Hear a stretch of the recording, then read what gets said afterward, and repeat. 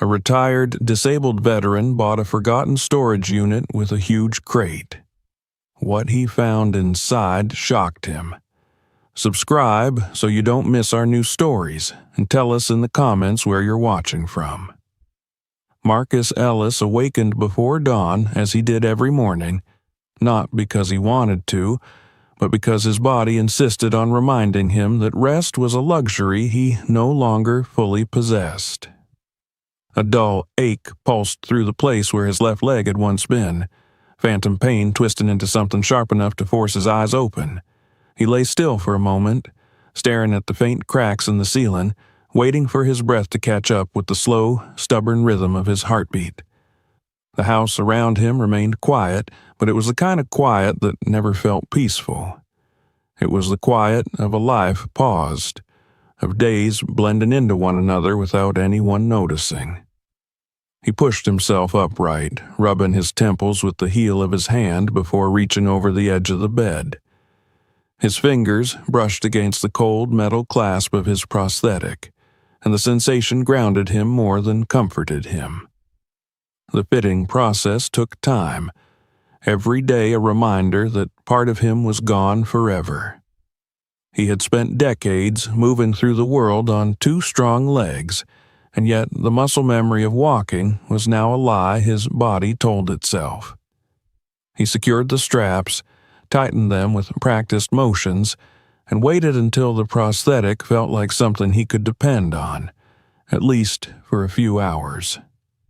His bedroom was small, barely large enough for the bed, and a narrow dresser with chipped edges and drawers that stuck if pulled too quickly.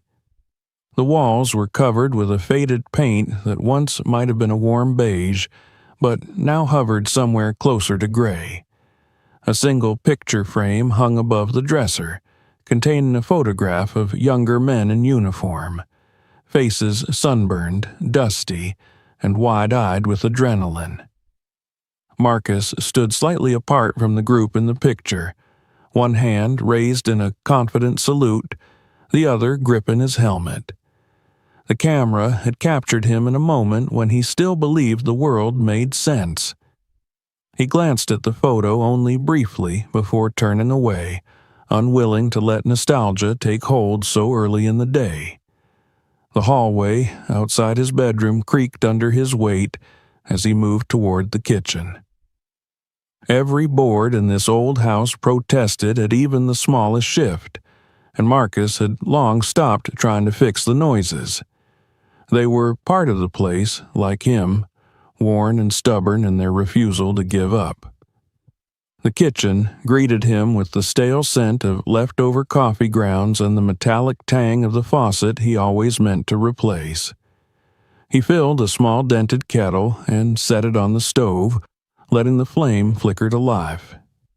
The dim heat was enough to chase the chill from the air, and he leaned against the counter, letting the warmth creep slowly into his hands. His morning routine rarely varied. Coffee, a slice of plain toast, a pillbox opened with slow fingers so he could swallow 3 tablets that tasted like chalk and bitterness. All of it done with the mechanical efficiency of someone who could not afford to lose time, even if time was the only thing he had in abundance. When the kettle whistled, he poured the water over a scoop of cheap coffee grounds in a chipped mug that had survived more years than any other dish in the house. The aroma was thin but familiar. It reminded him that he was still here. He limped into the living room, lowering himself onto the sagging couch that bore the imprint of his weight from countless mornings just like this one. A stack of envelopes sat on the coffee table. Bills, mostly. The electricity notice struck him first, bright red letters barking a warning about the upcoming due date. He stared at the paper for a long moment and sighed. His disability check would arrive soon, but most of it was already spoken for. What little remained would vanish as quickly as it came. Money had become something he handled cautiously, counting out each dollar with the same care he once used to clean his rifle. He reached for the television remote, then stopped mid-motion. The room was already full of noise, even if none of it came from speakers. The ticking of the kitchen clock, the rustle of the wind against the aging siding, the faint hum of his prosthetics' alignment sockets. The voices inside his mind, quieter now but still present, carrying fragments of radio reports, shouted commands, explosions that never quite faded from memory. He exhaled slowly and let his hand fall away from the remote. The silence, as heavy as it could be, was easier to bear than waking old ghosts. His gaze drifted to the medals sitting in a small wooden box on the bookshelf. They were reminders of service that others occasionally praised but rarely understood. The world liked to call veterans heroes, but some evenings when Marcus sat alone with a cup of cheap coffee and a body full of scars, he wondered if survival was really something worth celebrating. His left pant leg, neatly pinned in place below the knee, was a mute answer to that question. He didn't feel like a hero. He felt like someone who had come home, only to lose everything pieces at a time. He lifted himself from the couch and hobbled toward the front door, pausing to slip into a worn jacket that smelled faintly of dust and motor oil. The lock stuck for a moment, as if hesitant to let him leave, but eventually relented with a reluctant click. The morning air outside greeted him like a cold slap, crisp and unforgiving. The street was quiet, lined with modest single-story homes just like his. Some were well-kept, others swallowed by neglect. His fell somewhere in the middle, a tired structure that still held on to dignity even as time tried to strip it away. He made his way down the step that wobbled slightly under his weight. That step had been a concern for months now. He knew it needed repair, but each time he thought about spending money on wood or tools, something more urgent took priority. With winter closing in, he worried what might happen if the wood finally gave out. The thought sent a tremor of unease through his chest. Everything in his life had an expiration date, and he feared that this house, this fragile symbol of independence, was inching closer to its own. He walked slowly toward the bus stop. He didn't have a clear destination in mind, only the urge to move, even if movement was painful. Staying in the house, trapped with nothing but his thoughts, felt worse. The bus arrived with a screech of brakes, and Marcus climbed aboard, gripping the handrail tightly as he maneuvered his prosthetic across the first step. The driver gave him a polite nod, one of those gestures that people offered to veterans out of obligation more than genuine care. Marcus nodded back and shuffled toward an empty seat. The bus carried him across town, past grocery stores and gas stations, past parks where children would later gather and laugh in a way that people his age rarely remembered. He watched the scenery slide by like a movie in which he had no starring role. Most of the passengers didn't even glance his way. He was invisible, or maybe just unremarkable. A man who had lived too long to be noticed and not long enough to be someone's memory. After a while, he realized the bus was heading toward the storage district, a place where people's forgotten possessions waited in metal containers behind chain-link fences. He remembered seeing a flyer taped to the window of the corner store days earlier, announcing a storage unit auction. The date printed on it matched today. It wasn't fate, he told himself, but it felt like some kind of nudge. He pressed the black button, mounted on the rail, and stood carefully as the bus slowed to a stop. The storage facility stretched across a wide lot, rows of orange doors gleaming under the pale morning sun. A small crowd had gathered near one of the rows, people chatting and shuffling clipboards, all wearing the eager expressions of bargain hunters hoping for a jackpot. Marcus hesitated at the edge of the group, unsure whether he belonged there. He didn't have the money to chase treasures, and he didn't have the energy for pointless competition. Still, curiosity pulled him closer. There was nothing waiting for him at home except silence, and silence was the one thing he needed a break from.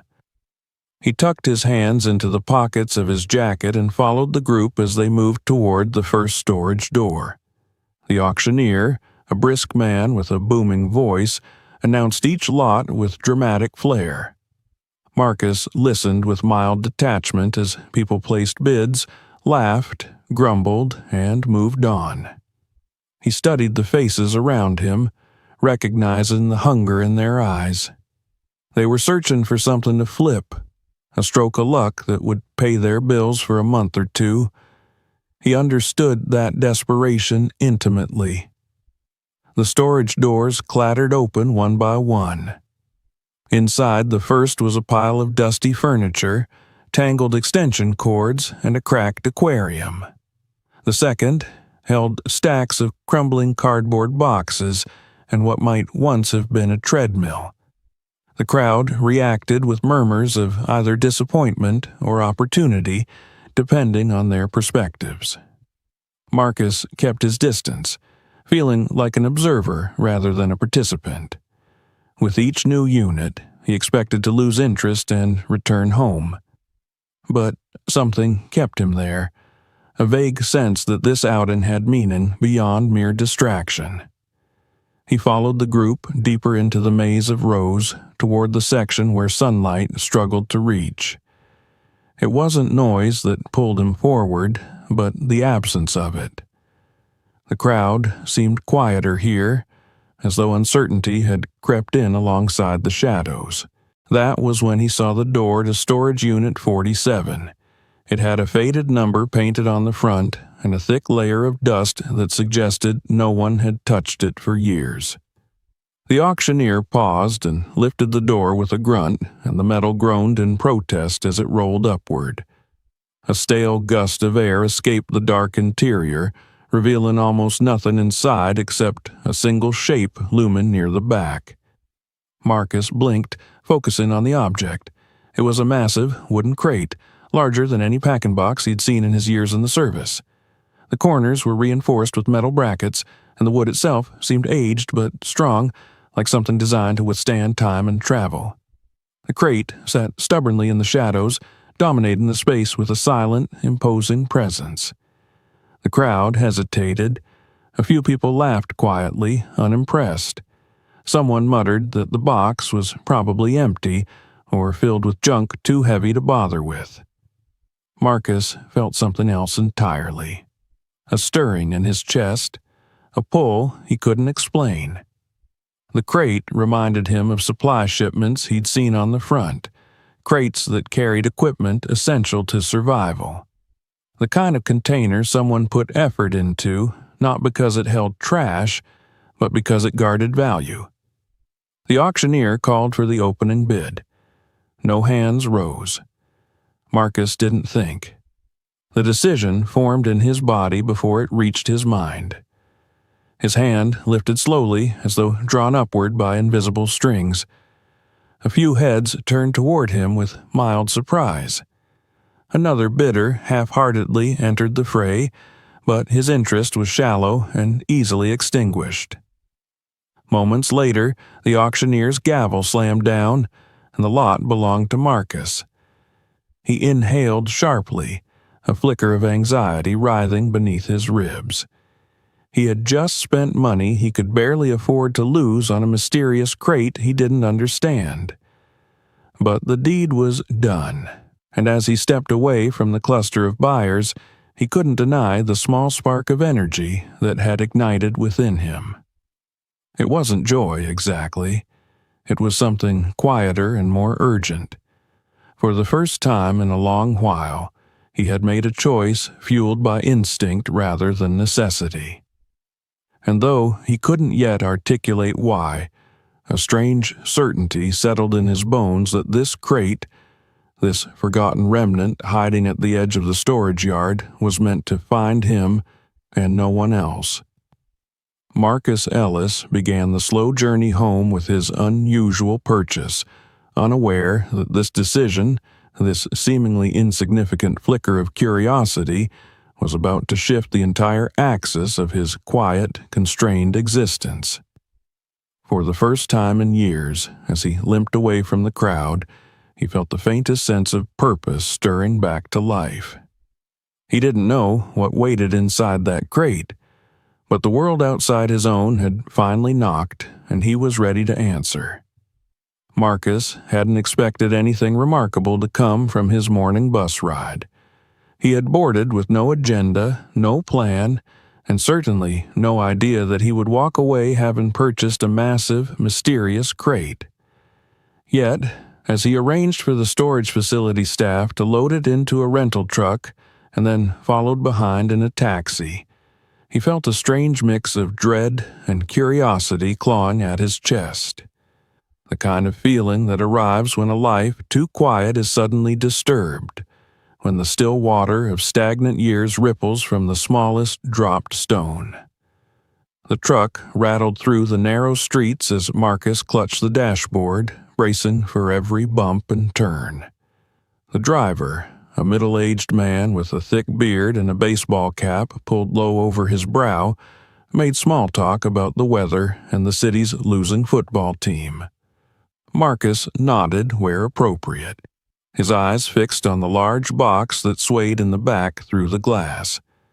The sun glinted off the metal bands wrapped around the wooden panels, making the crate look less like abandoned scrap and more like a relic of some forgotten mission. Marcus wondered briefly if anyone had ever intended for it to be moved again. The truck finally pulled to a stop outside his modest home. The driver hopped out and helped Marcus maneuver the unloading ramp into place. Even with both of them pushing, the crate barely responded. They resorted to a dolly, muscles strained and faces twisted with effort as they coaxed the enormous box down into Marcus's driveway. The structure thudded heavily onto the cracked concrete, the sound resonating through the bones of the house. The driver gave Marcus a skeptical look, as if questioning what business an old man with a prosthetic leg had with a crate that weighed as much as a small vehicle. Marcus avoided the man's eyes and paid him quietly, mumbling his thanks. When the truck rumbled away and left him there alone, Marcus stared at the crate for a long moment. He rested his palm against the wood, feeling the grain beneath his skin. The surface was rough in places, with deep grooves carved by time or travel, yet there was a care in its construction that even his untrained hand could recognize. Someone had built this with intention. Someone who believed what they were protecting deserved the extra effort. For the first time, Marcus wondered if buying the crate had been a mistake. Heavy secrets tended to weigh more than just the wood that concealed them. He swallowed hard and retrieved a crowbar from his shed, though calling the small metal structure behind his house a shed was generous. It was little more than rusted sheet metal nailed together around a few old tools that Marcus kept out of stubbornness more than hope. He tested the crowbar's strength, then returned to the crate, planting the tool's flat end into the narrow crack where the lid met the walls. His arms tensed and the prosthetic leg shifted awkwardly under his weight as he pried upward, wood resisting with every inch. A small groan of strain escaped him, followed by a louder creak from the crate. The sound was like a sigh escaping a chest long sealed shut. The lid finally gave way with a reluctant snap.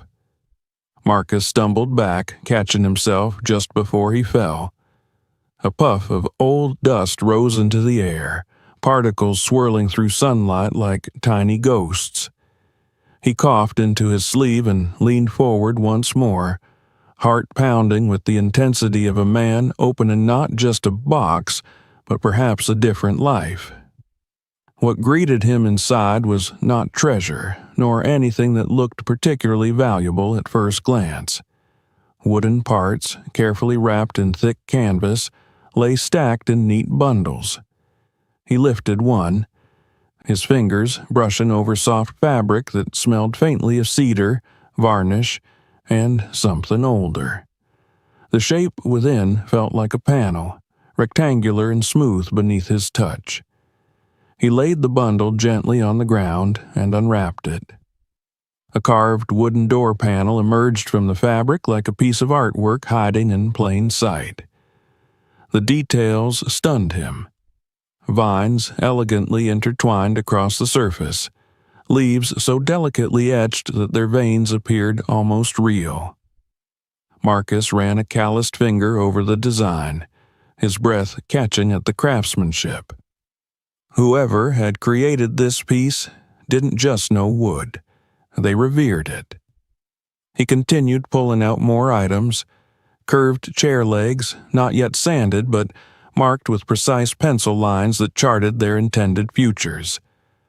Small drawers meant to slide into something grander. Templates cut from thin plywood with labels handwritten along the edges. A life's work packed with meticulous care, yet unfinished, as though the creator had been interrupted mid-project and never returned. Marcus felt something stir within him, a sense of kinship he hadn't expected. Woodworking wasn't his craft, but craftsmanship itself was a language he understood. Soldiers weren't trained to build, but they learned to respect what stood strong.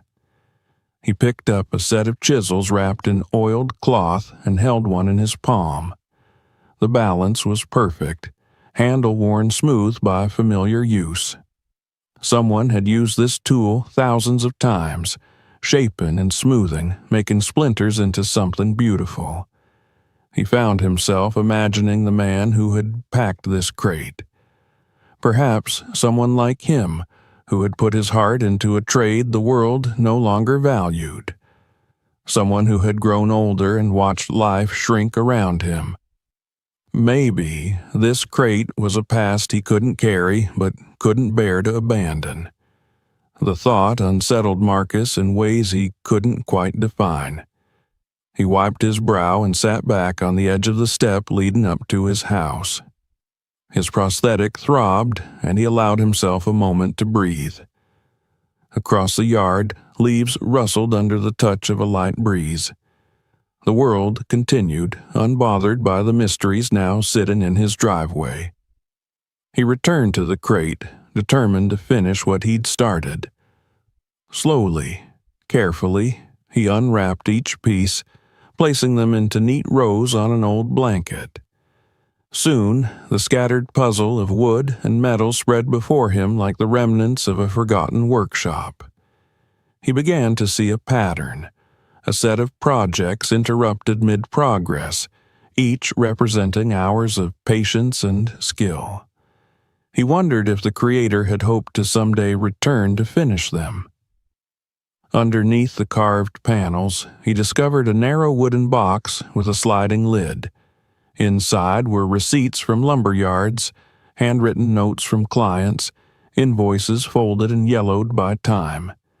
Addresses from neighborhoods Marcus recognized, places where houses sold for far more than he could imagine paying. This man, whoever he was, had once made a good living crafting custom pieces. Not cheap furniture, but pieces meant to be admired and passed down. Marcus recognized some of the neighborhood names printed on the papers. He had driven through Brentwood once and remembered the manicured lawns and tall white columns like something out of a movie. Lakeview, too, with its lakeside mansions that reflected gold in the sunlight. This craftsman had not worked for just anyone. He had crafted for people who prized beauty and durability. A quiet, almost sorrowful admiration swelled within Marcus. Someone had spent years pouring effort into this art, only for it to end locked away in a box, forgotten behind a flickering security light. Marcus knew too well how easily the world forgot people who had once played important roles. He felt it every time a stranger walked past him without seeing the veteran pin on his jacket or the slight limp that told more of his story than he ever could. As he dug deeper, his curiosity intensifying, he noticed something curious. The crate, despite the large number of items he had removed, barely seemed lighter. More troubling still, the interior depth did not match the exterior height. He frowned, measuring again with a tape he kept in his pocket.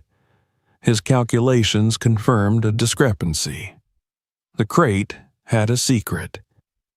He knelt and tapped the bottom boards lightly with his knuckles. The echo was muted, as though something dense pressed up against the wood from below. The sound was wrong for a hollow box resting directly on concrete. Marcus felt a surge of alertness sweep through him, a sensation he had not felt since the battlefield. There was more here than met the eye. His pulse quickened. He leaned in, searching every seam and nail head inside the crate. In the right corner, he spotted a fastener set slightly deeper than the others, its head smaller and unfamiliar. He checked the opposite corner and found an identical one. Two more hid at the back corners, forming a precise rectangle. It was clever, expertly disguised. Marcus's breath caught. This was no ordinary packing method. This was a hidden compartment. He hesitated, his hand hovering over the wood. His mind replayed the auctioneer's casual remark about the weight and how the staff had once tried to move the crate but failed. 800 pounds. Far too heavy for wooden tools alone. Whatever still lay inside had mass and meaning. The air felt different now, thicker, as though the crate itself guarded its final secret with intent. Marcus glanced toward the street, cautious. He imagined eyes watching him from the shadows, interest stirring where silence once reigned. But the road was empty, the world still oblivious to the discovery at his feet. He realized he needed to rest before attempting the compartment. His body reminded him in no uncertain terms that he was no longer the soldier who could carry his squad's gear without complaint. He stood slowly, wiping his hands on his pants, and began gathering the items he had laid out. The chisels went into the shed. The carved panels leaned against the wall inside his garage. The smaller tools and documents he placed into boxes he could easily move later. He was organizing his world around something new, though he wasn't fully aware of it yet.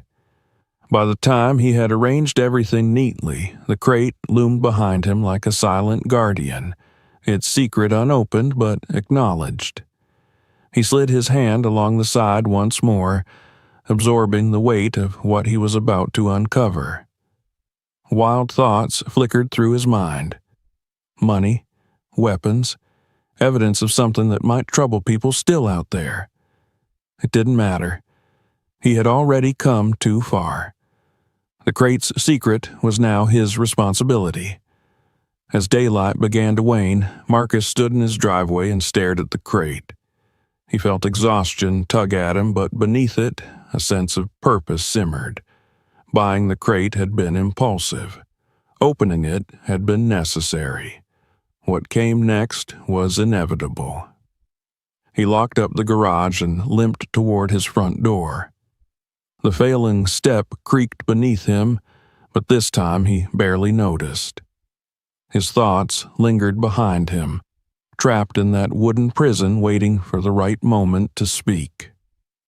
The house greeted him with familiar silence, but it no longer suffocated him the way it had that morning.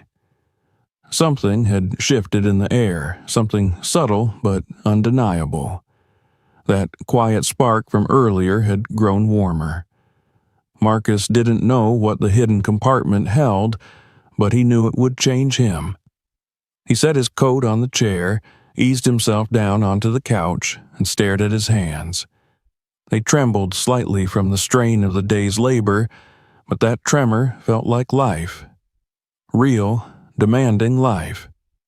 He had spent years waking up to emptiness. Now, for the first time since he returned home from war, his tomorrow felt different. The future wasn't a blank page anymore. It held possibility. It held questions worth answering. Marcus leaned his head back and closed his eyes. Sleep took him quickly, deeper than he had fallen into in years. And in the darkness behind his eyelids he saw the crate, no longer just a box, but a doorway waiting to be opened. Morning arrived not with sunlight, but with the groaning ache that traveled from Marcus's spine down into the socket where metal met flesh. It was the kind of pain that taught a man patience, the kind that demanded deep breaths and slow movements before anything else could begin. He lay staring at the ceiling again, wondering how a single day could change the weight of silence in his home. Yesterday, he had awakened with nothing ahead but hours to fill. Today, a crate waited in his yard, filled with questions that pressed against his thoughts until they crowded out everything else. He eased himself upright and fitted his prosthetic with more determination than the morning before. His body protested, stiff from yesterday's work, but his mind pushed him forward with urgency. The kettle whistled too loudly in the kitchen as he brewed the usual cup of bitter coffee. He didn't bother with toast. His appetite was tangled up in anticipation and unease, and breakfast could wait until his curiosity was satisfied. Outside, the air was crisp enough to nip at his fingertips. A light film of dew clung to the lid of the crate, making the wood gleam faintly where the first hints of sun brushed it. Marcus paused at the edge of the driveway, taking in the sight of the hidden compartment he had discovered but not yet conquered. His pulse quickened. The crate had become something more than a wooden box. It felt like a challenge, a sealed door between him and a story that had begun long before he arrived. He fetched a flashlight and kneeled beside the crate, ignoring how the cold concrete seeped through his pants and tightened his muscles. He traced the faint seams again, confirming the rectangle where the secret floor waited to be revealed. The corners where the disguised fasteners sat looked even less like nails in the daylight. They resembled dowels, circular and smooth, a craftsman's clever disguise to keep prying hands away from what mattered most. Marcus worked slowly, positioning the crowbar's flat edge beneath the seam, careful not to splinter the wood. The metal creaked under his weight, his jaw clenched as he pressed down. At first, nothing happened, as if the crate were refusing him outright. Then, a tremor ran through the board, a small shift like the first crack in a sealed tomb. He paused, catching his breath, listening for any sound from the neighborhood. The rumble of a car, a barking dog, footsteps. Nothing but the soft hum of wind passing leaves. He pushed again. A groan rose from the crate's bones, low and wary, as though it resented being forced to surrender its last secret. Finally, the board lifted just enough for Marcus to wedge his fingers underneath. He winced when the strain hit his back, but he didn't let go. Inch by inch, he pulled the panel free until it came loose with a sharp sigh of old wood releasing tension stored for decades. The hidden compartment exposed beneath was not deep, no more than 8 inches from the false floor to the crate's true base. But within that shallow space lay rows of neatly arranged canvas bundles. Each was tied tightly with coarse twine, the knots uniform and expertly tied.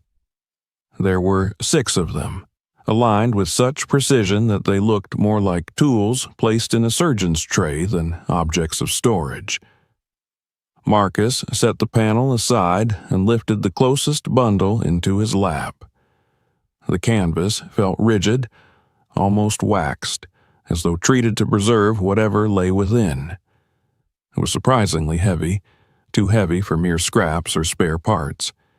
His palms tingled as he worked the knot loose.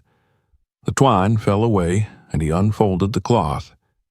Inside, another layer wrapped the object, this one softer, like flannel worn smooth by time.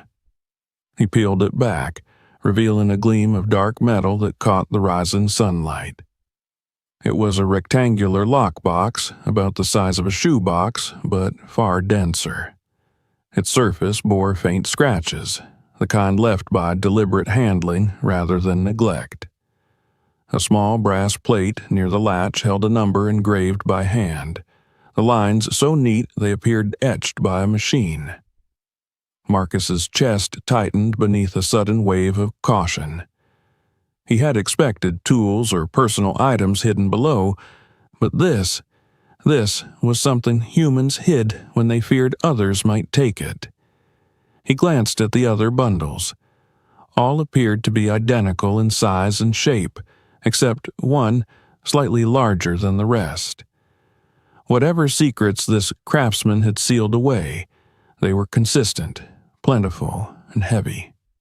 He placed the lockbox aside carefully and reached for the next bundle, unable to resist the impulse to confirm his suspicion. The second, too, held a metal box, as did the third, and the fourth. He stopped before the fifth, his breath uneven. 6 metal boxes hidden beneath a workshop's worth of unfinished dreams. For a long moment, he simply sat there, elbows on his knees, staring into the crate's belly. The idea that he might be intruding on something dangerous lingered like a shadow. Men didn't hide lockboxes in secret compartments for trivial reasons. He had known soldiers who stored evidence of things they'd done in war, things they wanted kept out of the world's sight. He'd known civilians who hid valuables from thieves or money from banks they no longer trusted. And he'd known desperate souls whose secrets were buried because revealing them would destroy everything. Marcus set the second lockbox beside the first and wiped his palms on his jeans. He needed a tool to open them properly, something finer than a crowbar, something that wouldn't damage what might be a rare or delicate locking mechanism. But even without opening them, he could feel that these boxes were at the heart of the crate's mystery. He considered returning inside to rest his back and gather his thoughts, but a nagging instinct urged him to keep going. He leaned down again to check the floor of the hidden compartment. The bottom boards were lined with tar paper, thick and durable. It reinforced his belief. This space wasn't slapped together. It was engineered with intention, with future discovery in mind, but only by the right person. He eased the fifth bundle into the light. This one was thicker, bulkier. His fingers fumbled slightly at the knot, and it finally gave way. Instead of a metal box, a dark leather satchel emerged, cracked at the edges but well cared for at some point in its life. The leather creaked as he opened it, and a familiar smell rose from within. Paper, dust, a faint trace of tobacco. He withdrew a stack of papers bundled tightly with string, receipts again, but older now, pawn slips, bank deposit notes, handwritten lists. Some pages carried the faded insignia of institutions that no longer existed. He recognized historic bank logos, the kind he'd seen only in newspapers or museums. Several documents bore dates from decades earlier, years long before Marcus had even been born. He traced his thumb along a ledger page filled with careful handwriting that tracked transactions of what appeared to be considerable amounts of money. The sums were not the kind a craftsman usually stumbled into by accident. Whoever had hidden this was not merely a woodworker. They were someone who had lived through financial disasters and learned not to trust the world with their wealth. The sun climbed higher, warming Marcus's shoulders, but he hardly noticed. His mind spun with implications. The impressive craftsmanship, the expensive tools, the unfinished furniture pieces, had they been a front? Or was the owner a man burdened by a dual life, both creator and survivor, forced to hide what he valued most because he feared losing everything? The questions piled up like sawdust, impossible to brush aside. Marcus settled back and took a deep breath, trying to pace himself. He had spent years waking up with nothing to look forward to beyond a battle with his own body's limitations. Now he sat inches above a mystery that stretched back generations. His heart, long accustomed to beating against disappointment, struggled to keep steady beneath the rush of possibility.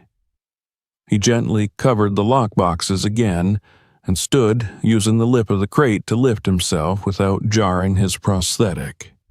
His leg throbbed from the prolonged kneeling, a reminder that excitement did not erase reality. He looked around the neighborhood. The street was calm, but he could not shake the feeling that someone might appear, claiming they had a right to what he'd found. He gathered the boxes and documents and carried them carefully into the garage, setting them atop his workbench. There they sat, silent yet heavy with expectation, while Marcus closed the crate and locked the garage door behind him. He checked the latch twice, then a third time, until he felt sure no one could simply walk in. Inside the house, he sank onto the couch, breathing hard from exertion and from the weight of what he now possessed. He rubbed a palm across his forehead, feeling the tension coil again in his chest. A lifetime of caution told him that when luck appeared in great sums, it was rarely benevolent. But something quieter, hope, crept into the mix too. He stood once more and returned to the garage, flicking on the overhead light. The lockboxes glinted under the bulb's harsh glow. They looked out of place on his weathered workbench, like artifacts from another life dropped into the reality of a man who counted pennies at the grocery store. He slid his hand along the metal surface of one box. There was no keyhole, at least none in plain sight. He repositioned the flashlight, searching for any mechanism that might offer entry. Underneath, he discovered a recessed groove that suggested a lock requiring a specialized tool. A puzzle box built not for speed but for security. Marcus swallowed the knot rising in his throat. The idea of forcing the boxes open with brute strength crossed his mind, but it felt wrong. This crate had been crafted by a person whose hands told stories through wood and metal. Breaking into these lockboxes without care would be a violation of that intent. He stared at the objects, wrestling with uncertainty. He knew he could not leave them unopened forever. Answers lived inside those boxes. Answers that would explain why a craftsman's entire livelihood had been hidden away in a forgotten storage unit. Answers that might alter the course of his own life. But answers could also be dangerous. He stepped back, letting the light fade from the surface of the boxes. His stomach grumbled, reminding him he hadn't eaten. Trembling slightly from adrenaline and fatigue, he returned inside to make himself a sandwich. He sat at the table, chewing without tasting, his attention drifting again and again to the garage beyond. He thought of the night after he had bought the crate, when he had fallen deeper asleep than any night since his last deployment. That sleep had felt like a crack in the armor he had built around himself. The nightmares had been kept at bay by the strange feeling that the crate was protecting him somehow, giving him purpose. Purpose.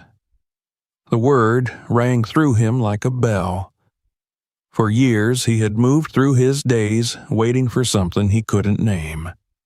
Now he had found something. Not just physical objects, but a mystery that demanded courage and patience to unravel. A challenge that reminded him he was still capable of fighting. Not wars overseas, but battles against the emptiness that had threatened to swallow him whole. He cleaned up the plate and returned to the garage. With slow care, he retrieved each lockbox and documents, placing them neatly inside an old cabinet he rarely used. He closed the cabinet door and locked it. His fingers lingered on the key, and he slipped it into his pocket as though guarding something precious. He turned off the garage light and stood in the doorway for a long moment, letting the silence settle. Outside, distant traffic hummed, birds chirped faintly, and somewhere a dog barked. Life went on as if nothing had changed, but for Marcus, everything had. The crate still sat in his driveway, its secret now revealed but not yet understood. The sun outlined its shape in a way that made it look less like a burden and more like a guardian. Marcus knew he couldn't move forward without unlocking the boxes. He knew he needed help to do it the right way, but for now, he had taken the first steps. He limped back inside, feeling the weight of exhaustion draw him toward rest again. His body demanded recovery, but his mind raced ahead. Tomorrow, he told himself, he would figure out the lockboxes tomorrow. He would find someone he could trust, someone who could guide him through the maze of legalities and risks. As he lowered himself onto the couch, he realized his living room didn't feel as empty as before. The shadows looked less hostile, the silence less oppressive.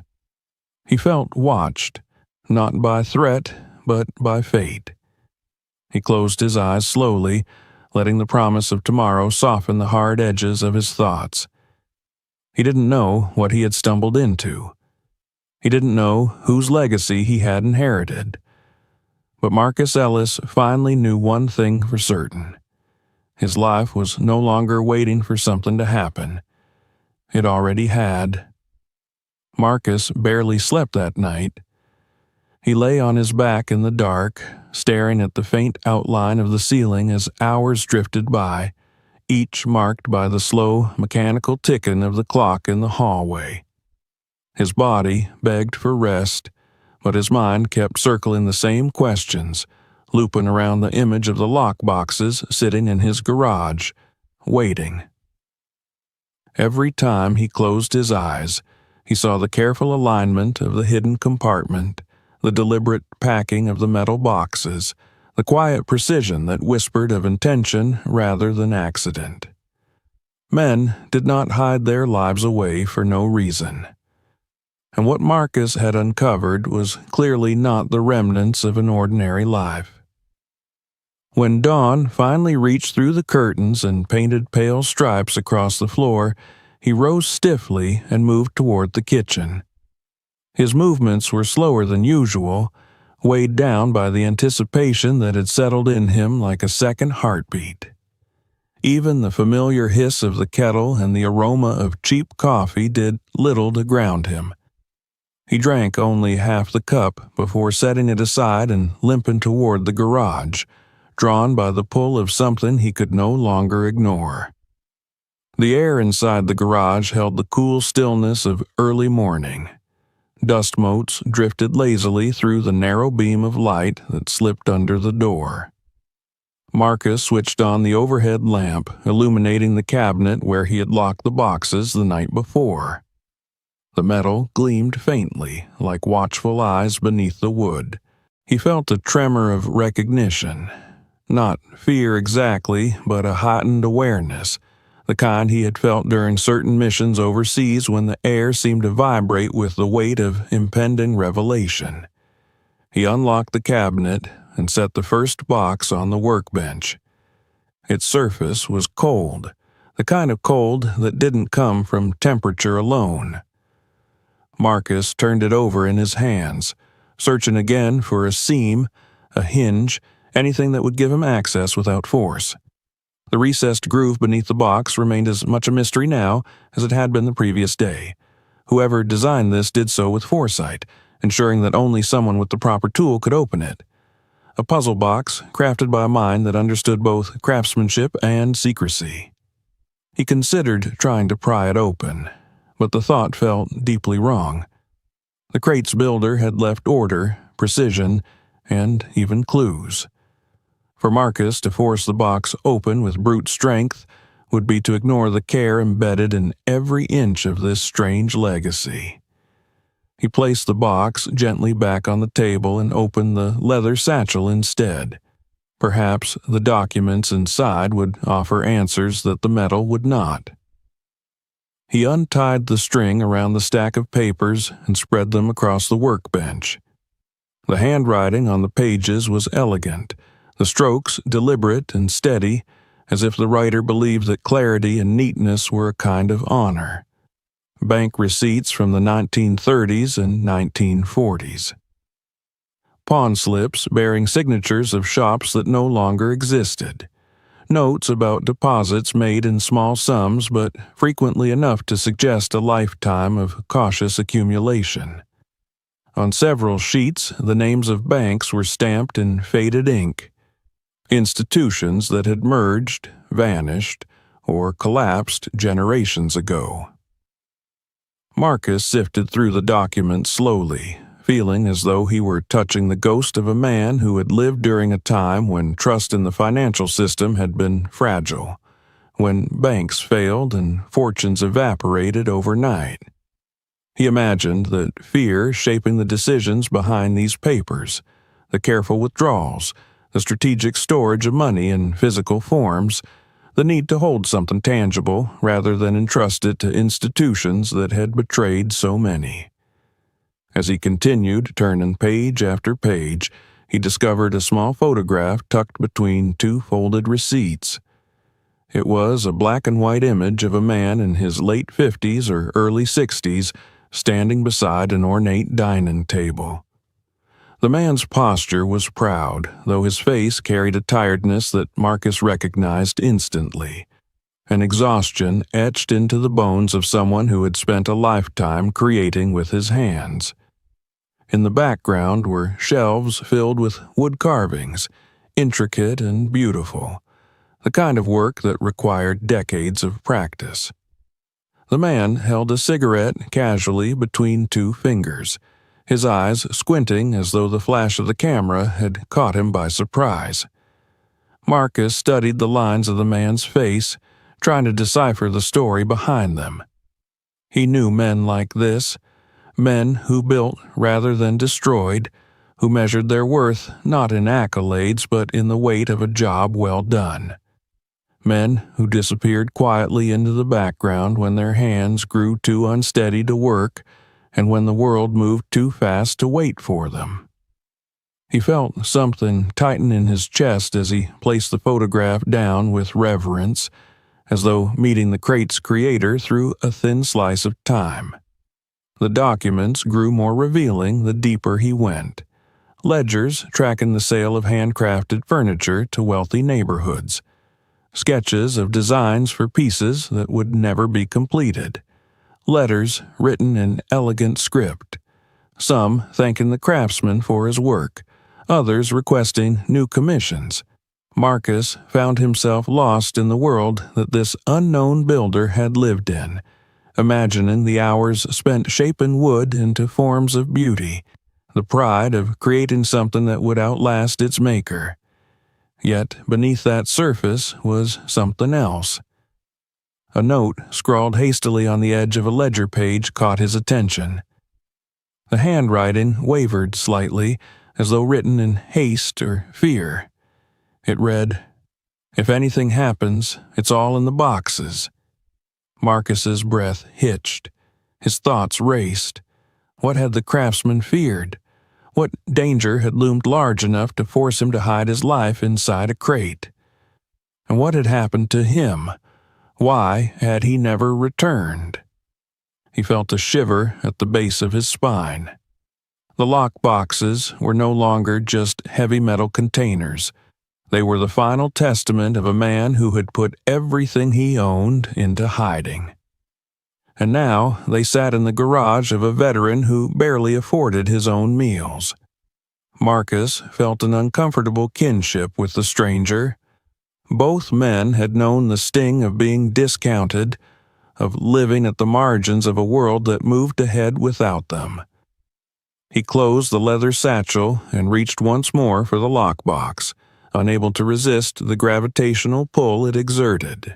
His fingers traced the engraved brass number, the recessed groove, the subtle lines that hinted at hidden mechanisms, Every detail suggested that it required something specific to open it.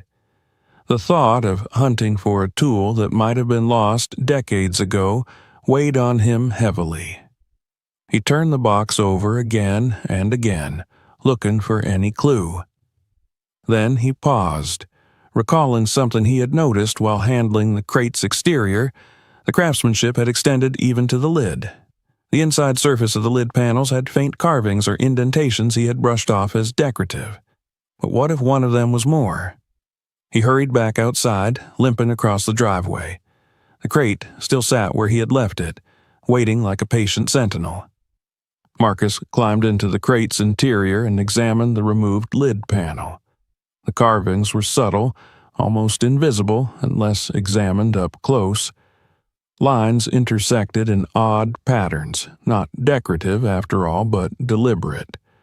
Near the corner lay a deeper mark, one he had ignored earlier in his rush. He pressed his thumb against the indentation. There was a faint click. The wood shifted, revealing a shallow compartment carved neatly into the panel. Inside lay a slender metal tool, oddly shaped and unmistakably handcrafted. It resembled the shape of the recessed groove beneath the lockbox. Marcus held the tool in his palm, marveling at how the crate's builder had left not just secrets, but the means to access them. This wasn't a crude hiding place. It was a system, a layered design meant to be uncovered step by step. It reminded him of military protocols where access to sensitive information came only after following precise procedures. But this was different. This was personal. The craftsman had designed his own vault. Marcus carried the tool with careful fingers, feeling a trembling anticipation that made his breath unsteady. Back in the garage, he inserted the tool into the recessed groove. It fit perfectly. He twisted gently, feeling resistance at first, then a smooth rotation. Something clicked inside the box, a soft mechanical sigh as though it had been waiting to be released. The lid lifted without force. What Marcus saw inside made his knees weaken. Stacks of cash sat neatly arranged, wrapped in yellowing paper bands. The bills were old but crisp, preserved with care. Next to them lay a velvet pouch containing a pocket watch with an engraved backplate. Beneath the watch, wrapped in tissue paper, were documents, official forms, letters, receipts, and something that made Marcus's breath freeze entirely. An envelope sealed with the faded insignia of a law enforcement agency. He did not open the envelope immediately. Instead, he sat back on the stool, hands trembling from shock and something deeper, from the weight of inheritance he had not asked for but now held. The cash alone was more money than he had seen in decades. The pocket watch, heavy and ornate, looked like something a collector would treasure. But it was the envelope that pulled at him. The insignia suggested involvement in something more serious than financial fear. He read a few of the papers beneath it. Pawn receipts for valuable items. A signed affidavit regarding a lost deposit box. Notes about interactions with law enforcement. Photocopies of forms that hinted at disputes, accusations, and unresolved matters. The more he read, the clearer the picture became. The craftsman had walked the line between legality and necessity, perhaps to survive, perhaps to correct something that had gone wrong in his life. He was not a criminal in the dramatic sense, but a man pushed to extremes by circumstances Marcus could only guess at. Marcus felt heavy with the realization that he was holding someone's life carved into paper and metal. Someone who had lived with fear, with caution, with a desire to protect what little he had. Someone who had, in a strange twist of fate, left it all in a storage crate that a wounded veteran would eventually claim. He wrapped the items carefully and placed them aside. The emotional weight pressed down on his ribs. His breathing grew shallow. He needed clarity. He needed to understand what this meant for him. Was he obligated to report anything? Did these documents implicate anyone still living? Was the money legally his? Marcus knew enough to understand that holding on to a discovery of this magnitude without guidance could be dangerous. He could imagine the headlines already. He had seen enough cases on the news of people who stumbled into trouble by accidentally acquiring someone else's secrets. But he also understood that whatever the law required, he needed expert advice. He closed the lockbox and placed it back into the cabinet, locking it again. The key felt heavier this time as he slipped it into his pocket.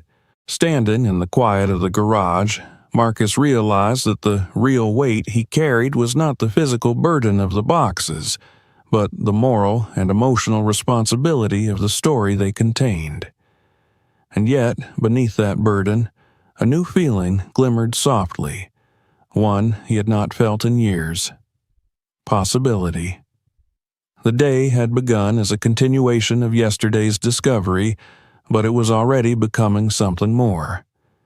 As he stepped out of the garage into the crisp morning air, Marcus understood that his next move could change everything.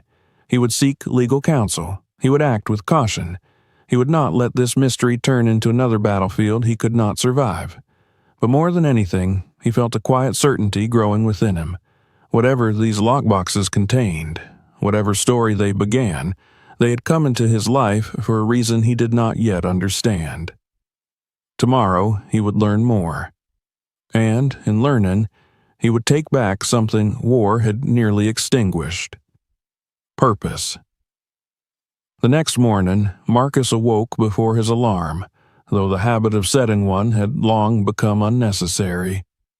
The house was cold, and the light filtering through the blinds carried the muted, pale hue of a sky still deciding whether the day would be kind or cruel. For a moment, as he blinked himself awake, he forgot about the discovery in his garage. But then the memory returned like a rush of heat through his chest. The lockboxes, the cash, the documents, the pocket watch that seemed too fine for the hands that had once wound it. And the feeling, the overwhelming sense that life had finally turned toward him rather than away. He sat up slowly, stretching against the stiffness that had settled into his shoulders overnight. The familiar ache in his leg pulsed, reminding him that no revelation could erase the cost of what he had endured. Yet, today, the pain seemed more bearable, as if softened by the presence of something to look forward to. Purpose was a stubborn healer, one he had forgotten how to accept until now. He dressed carefully, choosing a clean shirt, one pressed enough to signal respect when meeting professionals. The mirror offered back the reflection of a man older than his years, creases etched by hardship rather than time. But today his eyes held a spark that hadn't lit them in a very long while. He grabbed his worn jacket, slipped the garage key into his pocket, and stepped outside. The sun had climbed higher now, warming the street and bringing with it the daily procession of neighbors hurrying to jobs or morning errands. Marcus locked his door and made his way to the bus stop. Each step echoed with determination, the steady rhythm of a soldier marching toward the unknown. He felt no fear, only the quiet resolve of a man who had survived worse. At the downtown legal office, he was greeted by the attorney he had been referred to by a fellow veteran at the senior center. Her name was Miss Carter, a woman with calm eyes and hands that folded neatly on the desk before her as she listened to everything Marcus shared, though he chose his details carefully. He described the situation in broad strokes, omitting precise amounts and certain sensitive elements, until he could be certain of the law. Still, her expression grew steadily more focused as he spoke. When he finished, she leaned back, Considering him with a kind of professional empathy Marcus found reassuring. Under storage auction statutes, she explained, anything within the purchased unit becomes legally yours, assuming the auction was conducted properly and records show the delinquency period was fulfilled. The relief that permeated Marcus's chest felt almost tangible. However, she continued, lifting a gentle caution. If any documents inside those boxes indicate criminal activity, debts owed, or ongoing legal matters, we may need to contact the appropriate authorities, not because you're in danger, but because the law favors transparency in cases involving potential victims or unresolved investigations. Marcus nodded. He understood. The military had taught him long ago that even hidden victories could come with consequences. Miss Carter offered to review the documents and appraise the value of certain items through professional channels. She gave him a list of reputable collectors and historians for the pocket watch and other antiques, then suggested he keep everything secured until their next meeting. Her guidance was clear, steady, and most importantly, hopeful. Marcus felt something inside him loosen, like the first breath after surfacing from deep water. When they concluded the appointment, she stood and shook his hand, impressed by his responsibility and honesty. As Marcus left the office, sunlight bathed the sidewalk in warmth, and for the first time in years he walked with the confidence of a man who still had roads ahead worth exploring. That afternoon, Marcus returned home and sat at his kitchen table, spreading the crafted panels and tools from the crate before him. The beauty of the wood captivated him again. He lifted a carved door panel, the vines etched into it feeling alive beneath his fingertips. The craftsmanship wasn't merely skill, it was soul. Art shaped through the slow patience of hands that believed in the worth of what they created. Marcus wondered what had become of that man. A craftsman so devoted would never willingly abandon his life's work unless forced to, by fate or misfortune. The thought settled like a stone in Marcus's chest. He felt an obligation to honor that man's legacy, to ensure the work did not die unseen and unappreciated. His gaze drifted beyond the tools, beyond the lockboxes, to the world outside his window. Down the street, a homeless veteran sat hunched against a bus shelter, his tattered coat failing to shield him from the chill. Marcus recognized him as a familiar face, someone who lingered near the senior center sometimes, someone who always refused help unless it came without pity. Marcus stared for a long moment, his chest tightening. He knew that feeling.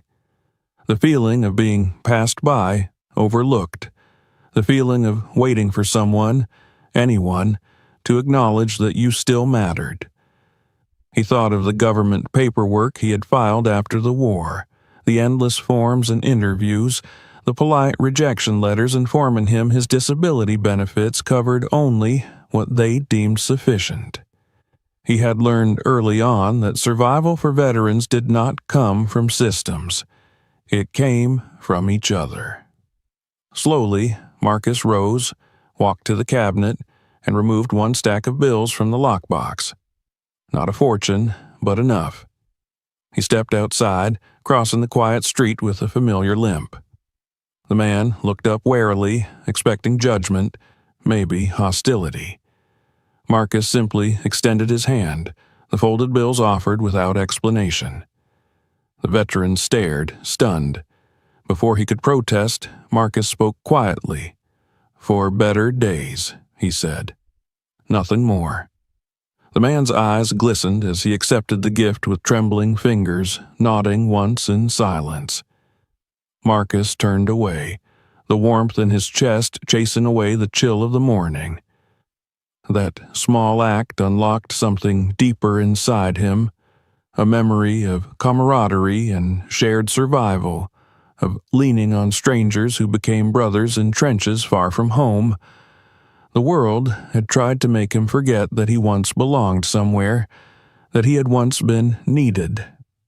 Now the crate had reminded him. Word spread quietly among the veteran community. Marcus never bragged, never sought recognition, but small improvements began to ripple through their lives. He helped one man repair his wheelchair with tools found in the crate. He paid for another's medication when bureaucracy had failed. He donated carved furniture pieces to the shelter after sanding and finishing them with his own hands, using the craftsman's tools, continuing the legacy as though it had always been meant for him. Each act of kindness stitched Marcus back into the fabric of life.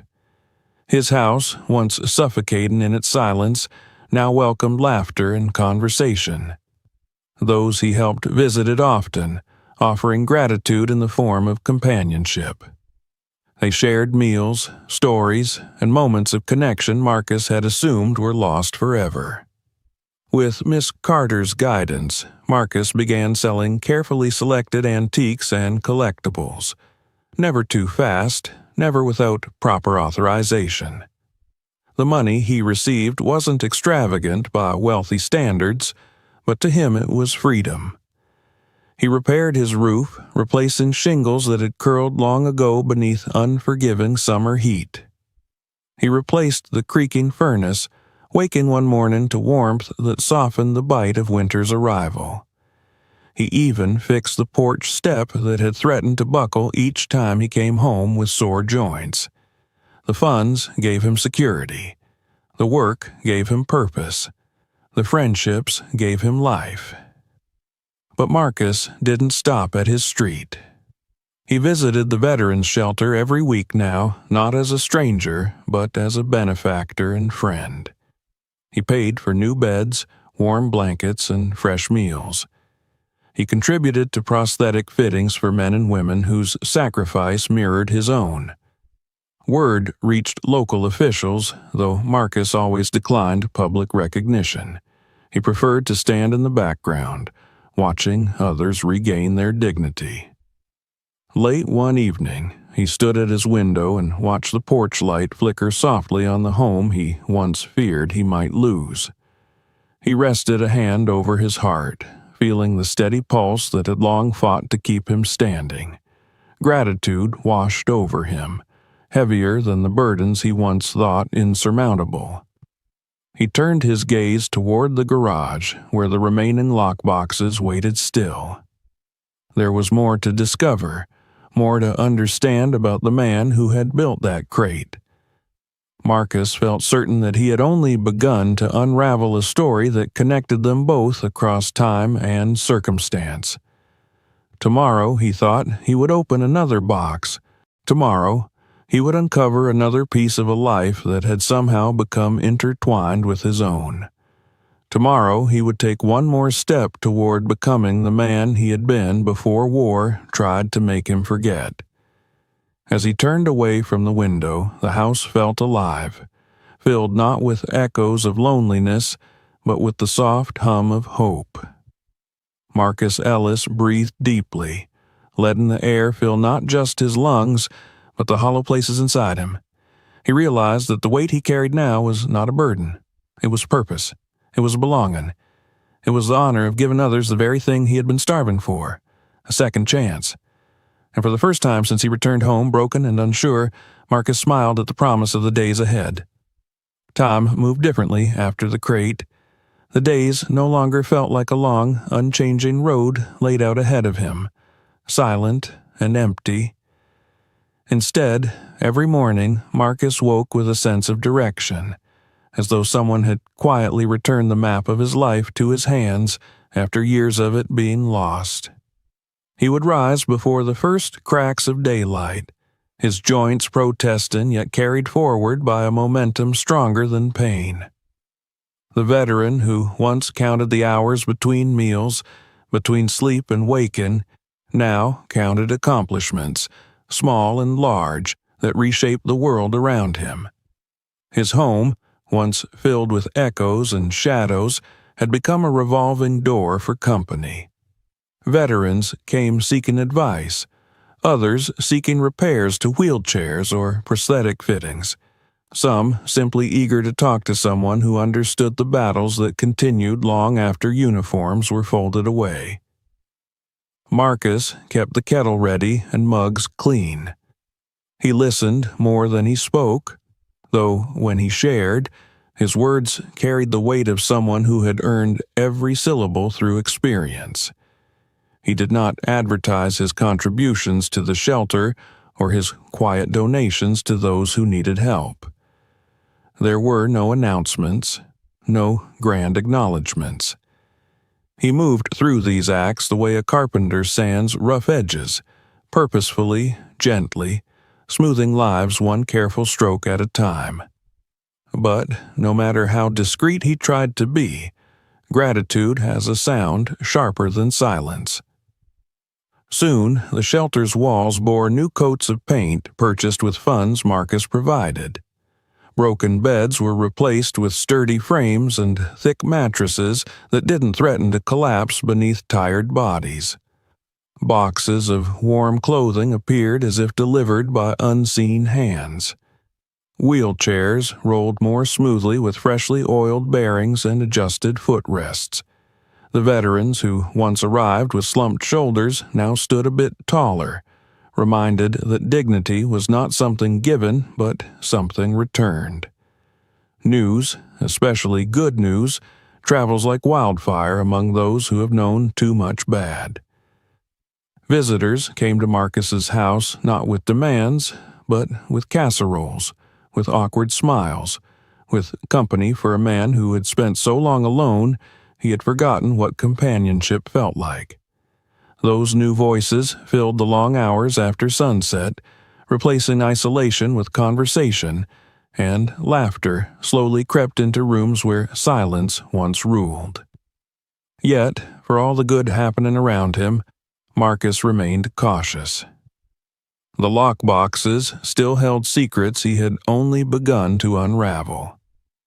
Some nights, he sat in the garage with the boxes lined up before him like a panel of silent judges, their weight promising both danger and reward. He kept them locked unless he needed to show Miss Carter a new document for appraisal. He wasn't naive enough to believe that fortune arrived without consequences. The world had shown him again and again that everything had a price. One morning, as Marcus swept sawdust from his garage floor, he noticed a shadow pause outside the window. When he turned, all he caught was a car turning the corner. Dark glass, dark paint, too polished for the neighborhood. He told himself not to overthink, but caution stirred in his chest, patient and alert. Valuable secrets were never entirely alone, not for long. As the weeks passed, the improvements to the shelter and his own home continued steadily. He installed a proper railing along his porch steps, reinforcing the wood his own hands had once feared would give way. A delivery truck brought shingles to replace the roof, dark slate that would last longer than his lifetime. He supervised the work with a contractor he trusted, a younger man who listened attentively to Marcus's instructions, treating him not as a client but as a fellow craftsman, sharing the same respect for good work. The first snowflakes of winter drifted down the following month, settling across the yard in thin, delicate layers. Marcus stood in his driveway, the cold settling into the seam between his leg and prosthetic, watching as the world softened under white. A neighbor's child, bundled in puffy fabrics, waved at him from across the street. He waved back, a smile tugging at his mouth. It had been years since anyone outside the veteran community had regarded him with anything beyond distant politeness or forced sympathy. Now he felt seen, not for his wounds, but for his worth. Inside the house, the crate lid with its hidden compartment lay propped against the wall, the carved patterns catching the warm glow of the living room lamp. Marcus had come to see it as a symbol, the moment his life had shifted from surviving to living. He often traced the lines of the design absent-mindedly while sitting in his armchair, as though trying to read the message etched into every curve and groove. He held on to the pocket watch at times as well, feeling its smooth case and imagining the stories it had kept. He couldn't bring himself to sell it. Some treasures were meant to remain with their new owner, belonging not by law, but by fate. Eventually, appraisal results began to return. The watch alone was worth more money than Marcus had earned in several years combined. Collectors placed bids on surveying tools, and the rare books found beneath layers of canvas brought surprising attention from historians. Miss Carter helped him handle each transaction securely, making sure no one could take advantage of the man who had already been taken from too many times by life. But what mattered most to Marcus was how the money moved outward from his hands to others. When asked why he did it, he didn't have a speech prepared. He simply said, "I've had help when I needed it. This is my turn." Still, his generosity brought unexpected outcomes. A local journalist learned of the contributions to the shelter and requested an interview. Marcus declined. A council member invited him to speak at a community event honoring veterans. He declined. An organization offered to nominate him for an award. He declined that too. He was not doing any of this for recognition or prestige. The moment gratitude became applause, the purpose behind it all might become diluted. Despite his attempts to stay out of the spotlight, small tokens of appreciation appeared. A knitted blanket with his initials from a man whose neuropathy made his hands tremble. A framed photograph signed by veterans at the shelter, thanking him for the nights they slept without shivering. Cookies left on his porch by a widow who never forgot how Marcus had fixed her broken mailbox without being asked.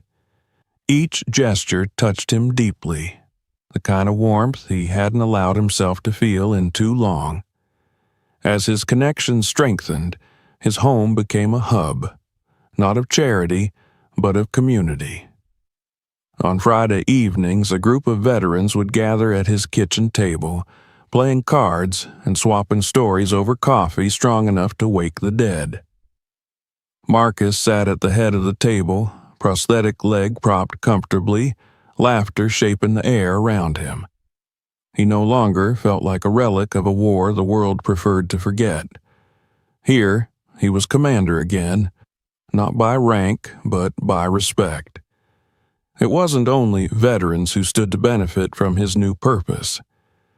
Marcus noticed an older woman down the block struggling to carry groceries, her back curved and trembling with the effort. He crossed the street without hesitation, taking the bags from her arms. When she thanked him, embarrassed by her own weakness, he smiled gently and said, "We all need a hand sometimes."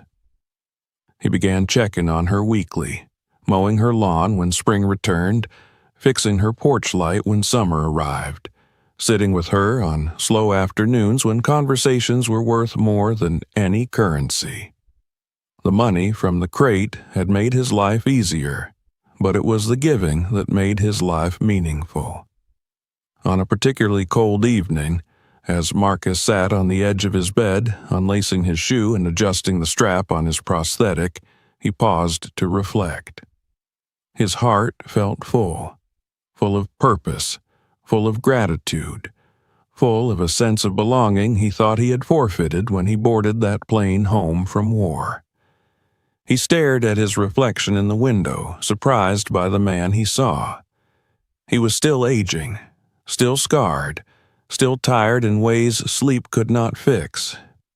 But now, he stood stronger than he had in years.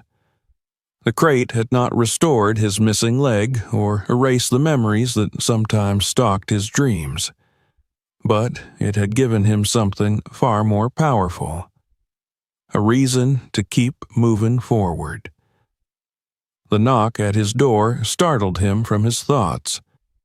When he opened it, he found a young man standing there with a shy smile. Someone Marcus recognized from the shelter, someone who had once shown up wearing a coat far too thin for winter's bite.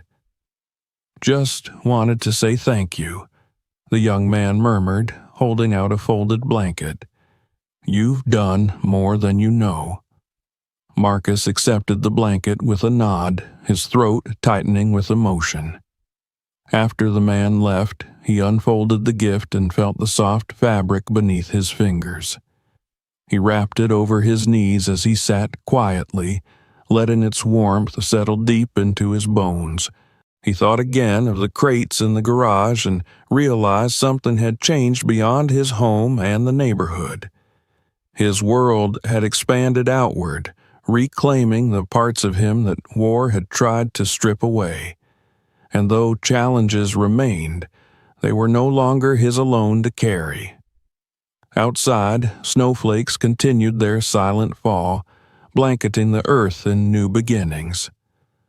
Marcus closed his eyes and listened to the soft ticking from the pocket watch resting on the table beside him, a reminder that time, once a burden, was now a gift.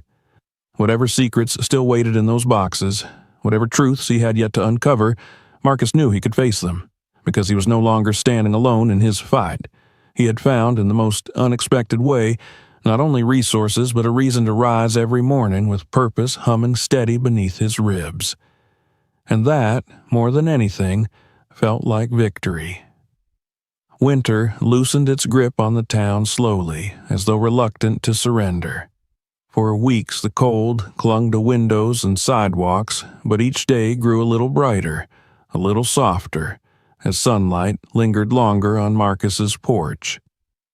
The snow melted into rivulets that whispered along the edges of driveways and fed sprouting blades of grass. Birds returned, testing their voices in cautious morning songs. It was the kind of seasonal shift that ordinary people took for granted, but Marcus felt it like a physical thaw inside him. Life, both around him and within him, was warming again. He had never imagined that his twilight years would unfold like this, surrounded not by solitude but by people who valued his company. Strengthened not by war, but by humanity rediscovered. He had repaired wheels and roofs, but more importantly, he had repaired bonds between forgotten souls. He had replaced broken boards and rotten shingles, but he had also replaced despair with dignity. He had discovered that generosity did not diminish the giver, but somehow expanded them. And in return, others cared for him. They stopped by with groceries unasked for. They shoveled his walkway without letting him rise from his bed on icy mornings. They filled his evenings with laughter and stories, invited him to cookouts and card games, and reminded him daily that although the war had taken much from him, it had not taken his place in the world. But, for all the outward changes, Marcus carried a quiet understanding that it was not only his own life he had stepped into, it was the unfinished life of the craftsman who had hidden his legacy inside that crate. A life that had been interrupted, packed away in a secret compartment where time would not erode its worth. Marcus felt the responsibility of it, not as a burden, but as a sacred duty. He could not repay the man who had built every piece with his bare hands and fierce pride, but he could ensure that those creations, and the purpose behind them, continued to breathe. In early spring, Marcus returned to the shelter with a new idea, one that had grown steadily in his mind as the snow fell outside his window. The organization had long dreamt of opening a small vocational program, something to give veterans practical skills and a renewed sense of purpose. However, funding always slipped just out of reach, and the dream remained a hopeful sketch pinned to a bulletin board. Marcus walked into the director's office with a folder of documents and a quiet resolve. Inside the folder was his plan: to donate the remaining funds he had secured from selling the antique items, and to create a workshop space where veterans could learn woodworking, restoration, and craftsmanship. Skills that healed more than they built. Skills that aligned with the legacy in his garage. He presented the idea without embellishment, as if describing the simplest thing in the world. The director's eyes filled with shocked gratitude. She reached across the table to take Marcus's hand, unable to find words for the magnitude of what he had offered. "It's not charity," Marcus said softly, gripping her hand with the steady assurance of a man who had found his mission. "It's opportunity.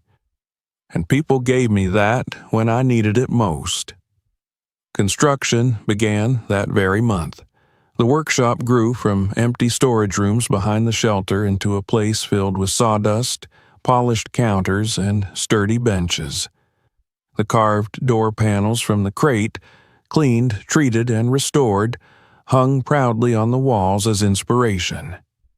The chisels, planes, and tools of the unknown craftsman were displayed in cabinets not as relics, but as reminders of skill and passion. Some tools Marcus kept for himself, but most he donated to the workshop, feeling they belonged there, shaping new hands into creators. Each time he walked into that space, he wondered if the man in the photograph, cigarette balanced in his fingers, would approve. Marcus hoped he would. He hoped the man would see not loss in the fact that his work had been hidden away, but redemption in the fact that his tools were shaping new stories, new futures.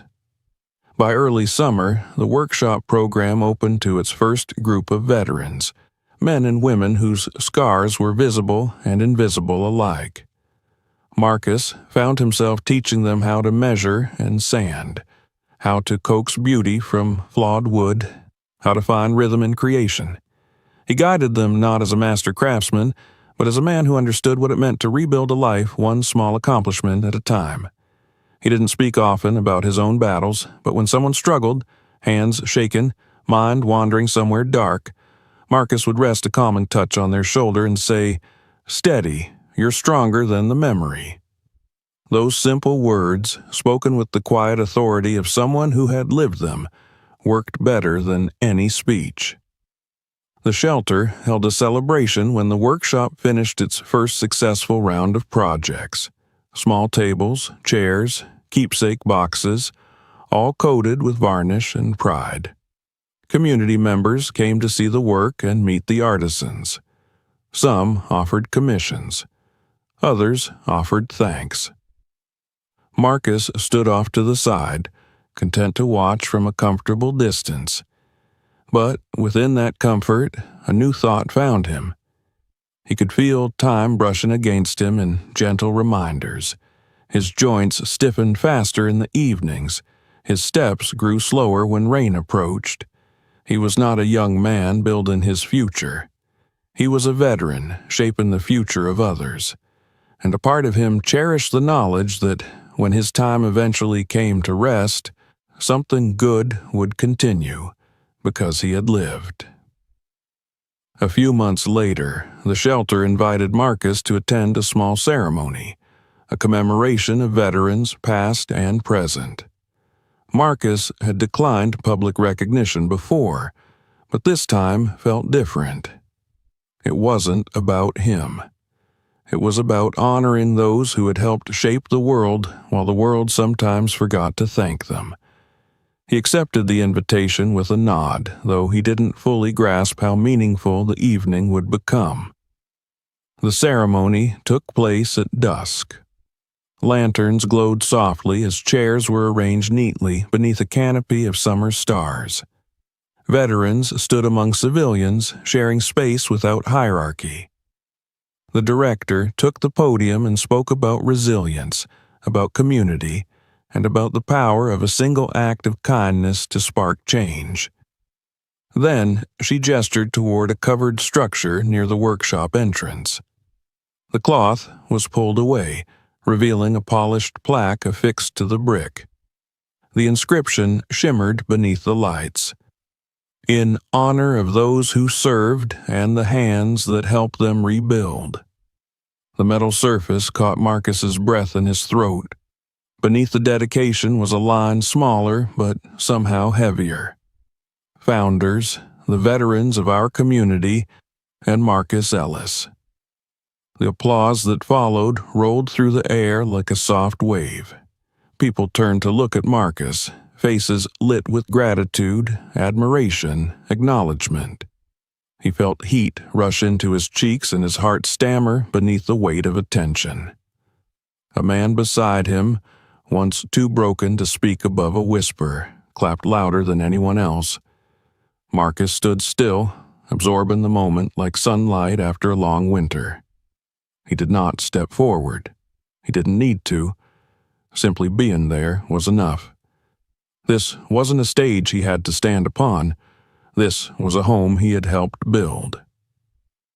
Later that evening, as the crowd thinned and lanterns dimmed, Marcus lingered near the workshop door. Through the window, he saw the tools resting quietly on their hooks, the chisels glinting softly, their purpose renewed. The pocket watch in his jacket vibrated faintly as he shifted his weight. He reached inside and held it gently, listening to the steady tick, a rhythm that promised more time still left to use well. He walked home slowly beneath the night sky, cane tapping a steady beat along the sidewalk. The air smelled of fresh-cut wood and summer's fading warmth. When he reached his porch, he paused, looking across the street at the storage crate now long gone from his yard. All that remained of it was the memory of discovery and the life it had grown into. In his living room, he eased himself into his chair, wrapped the gifted blanket over his knees, and set the pocket watch on the table beside him. The house no longer felt too quiet. It hummed with the memory of every voice that had filled it these past months. Marcus reached for his notebook, the one where he had written down the details of the crate, the pages now thick with notes and thoughts about the journey that had unfolded. He opened to a fresh page, staring at the empty space waiting for ink. After a long moment of reflection, he began to write. Not about the money or the antiques or the legal documents, but about the lessons the crate had delivered into his hands, about legacy, about unexpected blessings, about the truth that even broken things can carry extraordinary gifts. He wrote until his hand tired, signing the page with a stamp of quiet pride. When he set the notebook down, he leaned back and closed his eyes. The clock ticked steadily. His heart answered. He felt full, whole, useful. The world outside his window kept turning, oblivious to the veteran who had rediscovered his worth, but the people whose lives he touched would remember. The plaque would remain long after his hands stilled. The workshop would shape futures he would never meet. And somewhere, perhaps beyond time, the craftsman would know his life's work had found a purpose far greater than what he had intended. Marcus Ellis smiled, the lines of his face softening. He breathed deeply, letting the quiet settle, not as emptiness, but as peace. He had lived long enough to know that not every legacy is written in medals or monuments. Some are etched into the lives we help rebuild. Some are carved into the hearts we uplift. Some are tucked away in crates, waiting for the right hands to open them. And some remain, steady as a heartbeat, long after the hands that forged them are gone. Here, in the soft glow of his lamp, Marcus understood something with absolute clarity. Good choices, made patiently and honestly, always guide a person home. And he was home at last. If you enjoyed this story, make sure to subscribe and hit the notification bell so you won't miss our next videos. Don't stop here. Check out our other incredible stories waiting for you, and share this video with friends and family, and let us know in the comments where you're watching from. Your support helps us bring more amazing tales to life.